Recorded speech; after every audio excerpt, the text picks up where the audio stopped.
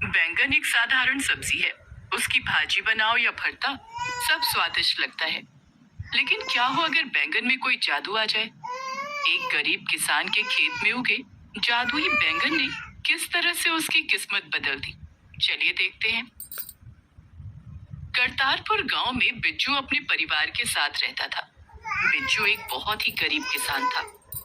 उसके पास थोड़ी सी जमीन थी जिसमें वो सब्जियां उगाता था, लेकिन उसके खेत में उगने वाली सब्जियां अच्छी नहीं होती थी। उनमें या तो कीड़े लगे होते थे या पेड़ से तोड़ने के कुछ देर बाद ही वो बासी हो जाती थी। बिज्जू के घर में उसकी पत्नी तारा और उसकी नन्ही सी बेटी अंजू रहते थे। बिज्जू रोज अपनी सब्जियों को गांव की मंडी में बेचने जाता था। अरे भाई, ये फूल गोभी कैसे दिए हो? 50 रुपए किलो साहब। लेकिन वो ग्राहक बिज्जू से फूल गोभी के दाम पूछकर आगे बढ़ जाता है। बिज्जू पीछे से उसे आवाज लगाता है। क्या हुआ साहब, ले लो ना, 40 रुपए किलो लगा दूंगा। नहीं नहीं, तुम्हारी फूल गोभियाँ बिल्कुल भी फ्रेश नहीं है। अरे साहब, आज ही तो खेतों से तोड़ कर लाया हूँ। इसी तरह से लोग बिज्जू से उसकी सब्जियां नहीं खरीदते, सिर्फ दाम पूछकर आगे बढ़ जाते। इक्का दुक्का लोगों ने ही बिज्जू से सब्जियां खरीदी। बिज्जू अपनी सब्जियों से भरी टोकरी लेकर शाम को घर आ गया। उसकी टोकरी देखकर उसकी पत्नी तारा ने उससे कहा, क्या आज भी सब्जियां नहीं बिकी? इस तरह से तो हम हमेशा गरीबी और तंगहाली में ही दिन गुजारेंगे।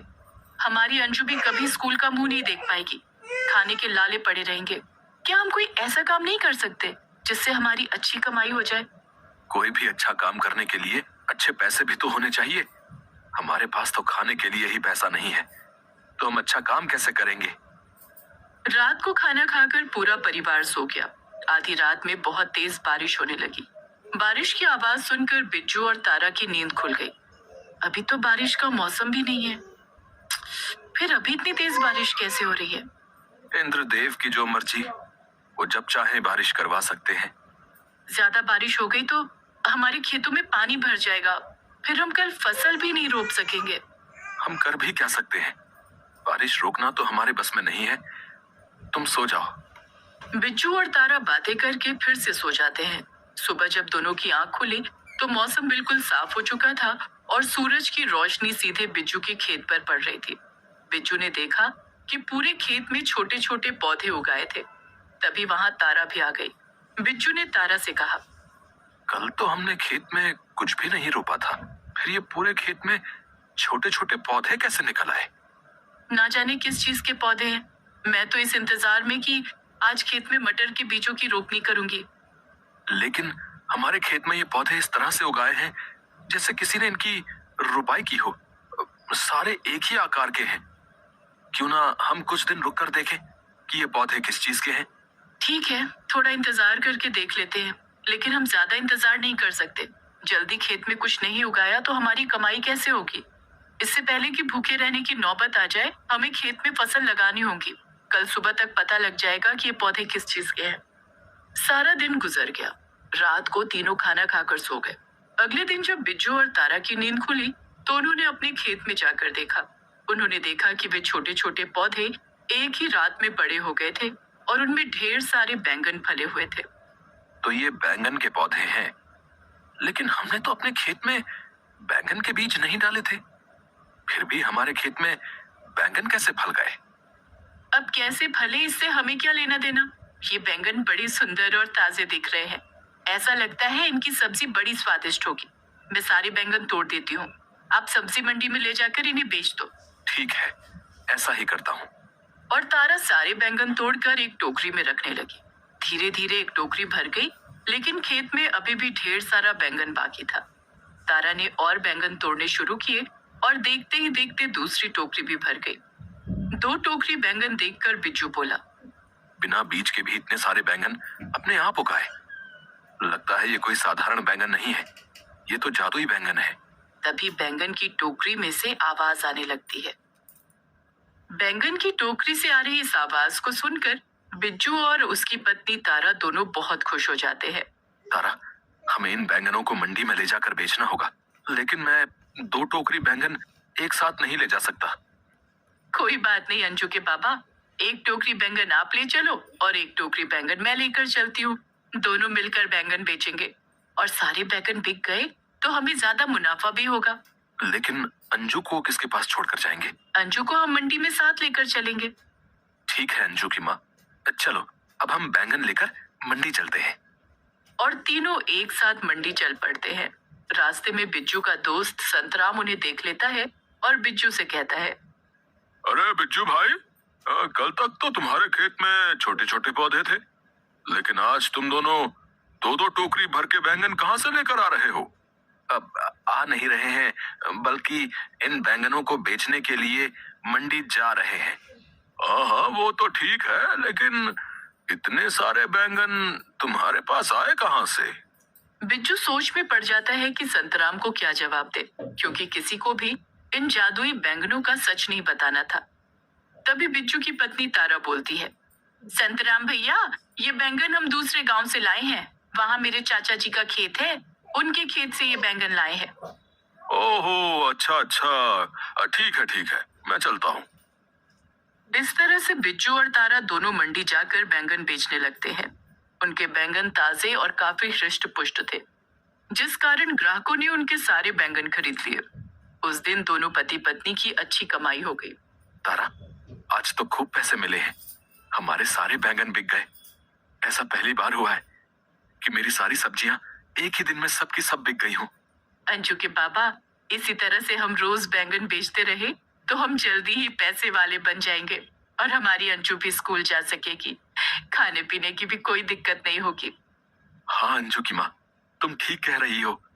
चलो अब घर चलते हैं, बहुत जोरों की भूख लग रही है। घर चल के सबसे पहले खाना खाएंगे। और तीनों खुशी खुशी अपने घर जाते हैं। इसी तरह बिज्जू के खेत में रोज ताजे ताजे रसीले बैंगन फल जाते और बिज्जू उन्हें तोड़कर टोकरी में भर लेता और फिर दोनों पति पत्नी मिलकर उन बैंगनों को मंडी में बेच देते। इससे उनकी आर्थिक स्थिति बहुत अच्छी होती जा रही थी। उन्होंने अपनी बेटी अंजू का नाम भी स्कूल में लिखवा दिया था।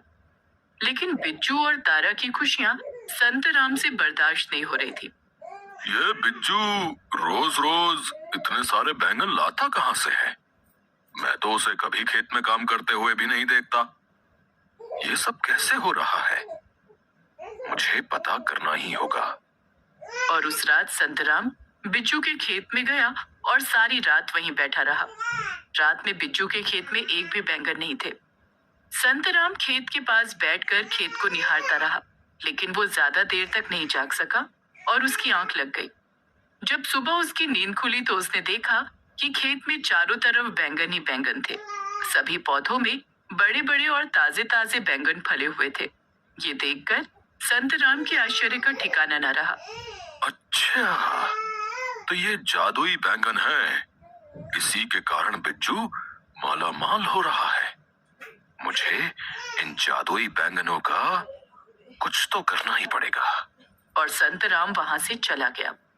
उस दिन भी बिज्जू और तारा 2 टोकरी में बैंगन लेकर मंडी चले गए और उन्हें बेचकर वापस आ गए। संतराम रात होने का इंतजार करने लगा। उस रात जब बिज्जू और तारा खाना खाकर सो गए, तब संतराम बिज्जू के खेत में आया और उसने बैंगन के सभी पौधों पर एसिड छिड़क दिया। अब देखता हूँ कि कल सुबह इन पौधों में बैंगन कहाँ से आते हैं। अब जादुई बैंगनों का खेल खत्म। और ये सब करके संतराम वहां से चला गया। आधी रात को फिर से जोरों की बारिश होने लगी। बारिश की आवाज सुनकर बिज्जू और तारा की नींद खुल गई और तारा को बैंगन के पौधों की चिंता होने लगी। अंजू के बाबा, बाहर इतनी तेज बारिश हो रही है, खेत में पानी भर गया तो हमारे बैंगन के पौधे गल जाएंगे। तुम चिंता मत करो अंजू की माँ, वो जादुई बैंगन है। उनके बीज सीधे स्वर्ग लोक से आए हैं। बारिश उनका कुछ नहीं बिगाड़ सकती है। और दोनों पति पत्नी फिर से सो जाते हैं। अगले दिन सुबह जब दोनों खेत में गए तो सभी पौधों में पहले की तरह ही ढेर सारे बैंगन लगे हुए थे। देखा अंजू की माँ, मैंने कहा था ना कि ये जादुई बैंगन है, इन्हें कुछ नहीं होगा। हाँ, अब जल्दी जल्दी इन बैंगनों को तोड़ लेते हैं। और दोनों ने सारे बैंगन तोड़ लिए और उन्हें घर के अंदर लेकर आए। तभी उन बैंगनों में से आवाज आई, बिज्जू, तुम्हारे दोस्त संत राम ने कल रात बैंगन के पौधों पर एसिड डाल दिया था। इन पौधों को सुरक्षित करने के लिए इंद्रदेव ने आसमान से अमृत वर्षा की थी, जिससे तुम्हारे ये जादुई बैंगन फिर से उगाए।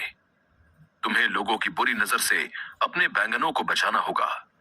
ये सुनते ही बिज्जू और तारा बहुत डर गए। अंजू के बाबा, हमारे जादुई बैंगन को बचाने के लिए हमें कुछ करना होगा। तुम फिक्र मत करो, मैं कुछ करता हूँ। उस दिन बिज्जू ने अपने खेत के चारों तरफ लोहे के कटीले तार लगवा दिए और उनमें बिजली का करंट लगवा दिया। अब हमारे खेत की तरफ कोई आंख भी उठाकर नहीं देख पाएगा और हमारे जादुई बैंगन हमेशा इसी तरह फलते रहेंगे। इस तरह से बिज्जू और तारा जादुई बैंगन की मदद से बहुत अमीर हो गए। उनकी सारी तकलीफें भी दूर हो गई।